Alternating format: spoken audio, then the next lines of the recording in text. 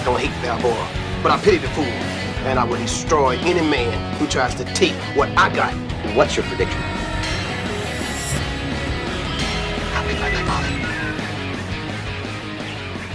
The Rocky franchise. Who would have ever guessed that a movie about a boxer could go on for 8 entries? Seems like a long time. It started in 1976. The first film, directed by John G. Avildsen, was written by Sylvester Stallone, who was relatively unknown at the time.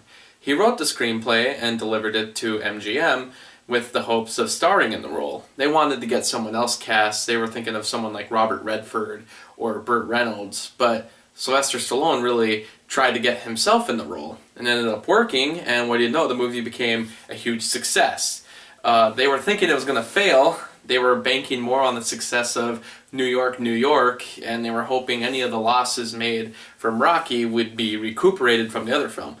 What happened was it was the complete opposite. Rocky was so popular and New York, New York failed that it was actually Rocky's success that helped to recuperate that film's losses. So that's a little funny. And the film is, of course, wonderful and timeless. After 40-some years, it still is just as great as it was.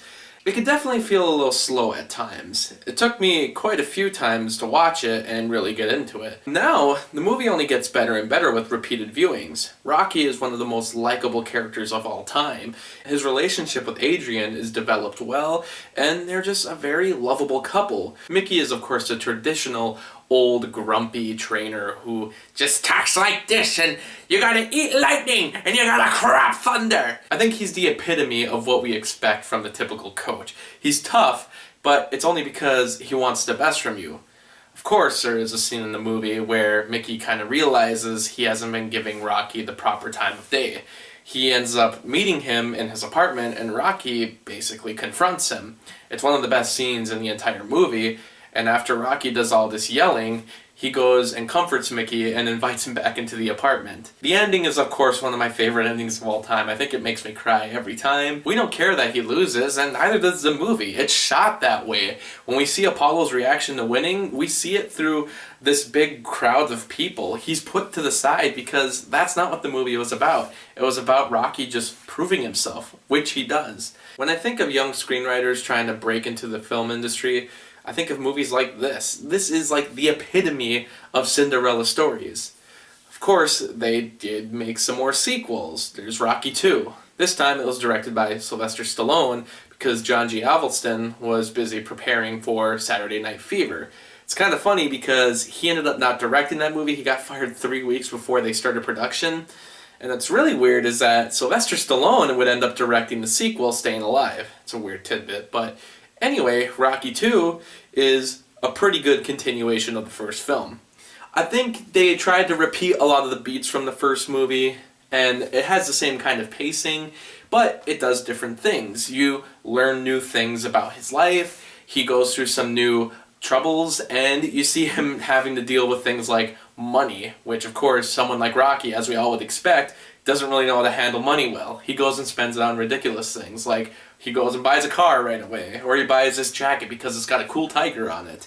He gets married to Adrian with one of the sweetest and most characterized proposals I've ever seen, and he also has a baby, but this leads to complications. Adrian ends up in a coma.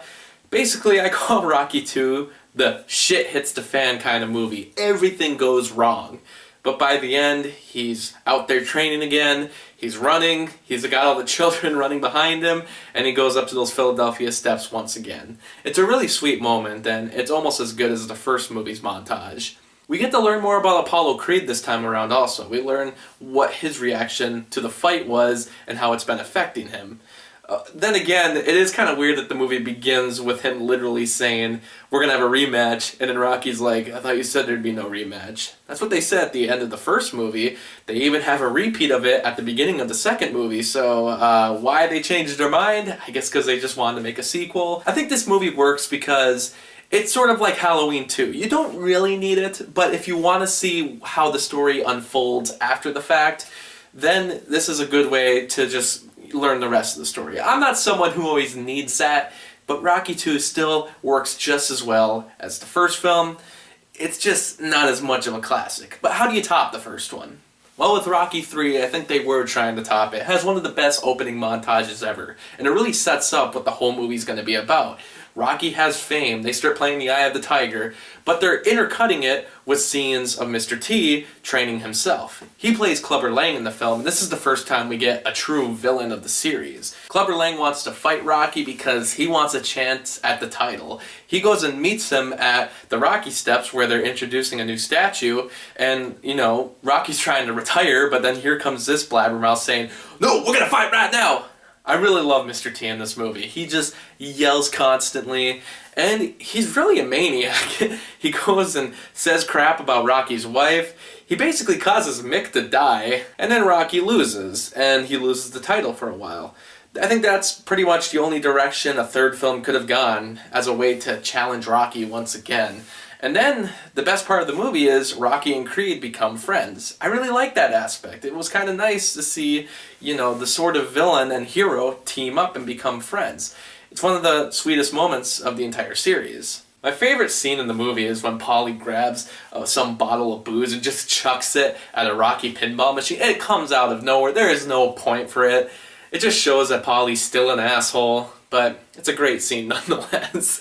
I wouldn't say Rocky 3 is the best of the sequels. I like seeing Rocky fight again, I like seeing Clubber Lang, and I like that there's some new challenges, but really, nothing really monumental happens. Then we get the fourth one. If I need a film that perfectly defines the 80s, it's Rocky 4. We've got Stallone, we've got boxing, we've got the Cold War, we've got Russians, we've got robots, and we have way too many montages. That's what I call this movie. It's montage the movie. It's great to see them have another villain for the series. This time it's Dolph Lundgren, who actually does kill someone. He kills Apollo Creed. It's a very sad moment, and, well, now with the new sequels, you know, Creed and Creed 2, it becomes the most defining installment in the entire series. This is the one that causes everything else to happen, which is a little weird because Rocky 4 is kind of my least favorite of all the movies. Don't get me wrong, I still love it. I will watch it all the time. I'll probably pick this movie over the third and fifth one, but writing-wise, there isn't really much there. I mean, the film was released in 1985. It had still been 3 years since the last one. Each film was released every 3 years. There was one in 76, second one was in 79, the third one was in 82, and this one was in 85. So it's not like they didn't have time, but maybe they were just running out of steam. They didn't really have any more ideas. They're just like, what else can Rocky do? This movie's just weird. It's a weird movie. Paulie with the robot. It's a quick scene, and if you hear about what the true meaning behind that was, you know, because Sylvester Stallone's son, who has autism, really enjoyed the robot, that's why Stallone put it in the movie, well, then you kind of give it a pass. But everything else, I don't know, it's just a lot of montages. I enjoy it, and it gets me amped up every day, and it's got a great soundtrack by Survivor, but other than that, we then get to the fifth film. Sylvester Stallone himself doesn't really like this movie. John Giavelston was brought back to the series, and they were bringing it more to its roots. They're having it back in Philadelphia. Rocky is poor again. Adrian's working at the pet shop again. And Rocky is having brain damage, so he can't fight anymore. So it's really bringing him right back down to where he was before. And how does he get out of that? Well, I kind of like that aspect of it, and in fact, there's a big portion of the movie that I like. He ends up training a new boxer, Tommy Gunn. He ends up getting a promoter who has disagreements with Rocky, and Rocky's telling him to do one thing, the promoter's telling him to do the other. I really like that aspect. He also has a lot of moments with his son, but see, this was the stuff that I really didn't like. For one, his son ages many years out of nowhere. I mean, the series always kind of did that, where the son has aged up probably about that much because he's supposed to be like 12 or 13 maybe, but for some reason the movie takes place immediately after Rocky 4. He's getting off the plane from Russia at the beginning of Rocky 5, and then his son is suddenly way older than he was in Rocky 4. It's so weird. People bring this up all the time, but it's a weird headache. The reason they lose a bunch of money is because Paulie trusted this random investor and gave all of Rocky's money to him, so then they end up becoming poor. And even though the bank and the lawyers all know that, oh, this is fraud, the guy took your money, but we don't know what to do about it, they still end up poor. And they have to sell the mansion and a bunch of stuff, and that's the part of it I really don't like. It's just so weird. Why would you trust Paulie with all this money? Why would you let him into any of the finances? I get that Rocky's a nice guy, but this was a little too far for me. And honestly, I would not consider that guy family after that. I mean, come on, he's basically ruining their lives. Screw that guy. Screw Paulie. But there's a lot of good moments in this movie. I really like that Mickey comes back for a quick scene. But then we get to the ending, and the fight, while I like the fight, it changes up how it's usually done. It's done as a street match rather than within an actual boxing arena. But as many people have pointed out before, there's no point. Why is Rocky fighting? Why would he, risk himself when he's got this brain damage? I mean, it's even affecting him during the fight.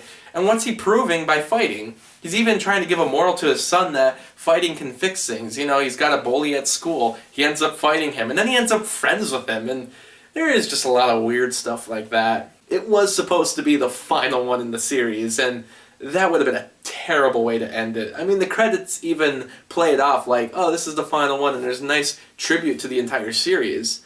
And that's nice, but as a final film in the entire franchise, no. It ended up being 16 years since the last film, Rocky Balboa. As to why it's not Rocky 6, I mean, the films were doing a good job at being 1, 2, 3, 4, 5, all Roman numerals, but I guess it was a way to differentiate it. His wife has sadly passed away. He still hangs out with Paulie. Paulie sort of redeems himself by, he mentions that he was terrible to Adrian, and that was nice. I think a lot of fans of Rocky were waiting for that because Paulie was such an asshole. I think it's a unique moral for older people, kind of younger people too, because it says you can do amazing things at any age still. He shouldn't be fighting, but he does it anyway, even though the brain damage is kind of ignored from the 5th film. But I guess the 5th film wasn't part of the continuity anymore. But I think Rocky Balboa works as a great tribute to the original series, as a good continuation of the character, and I think it worked as a solid ending. 2015 rolled around, and they wanted to make Creed. For a while I thought it was a dumb idea. Creed is an absolutely monumental film. I think it's the second best in the entire series.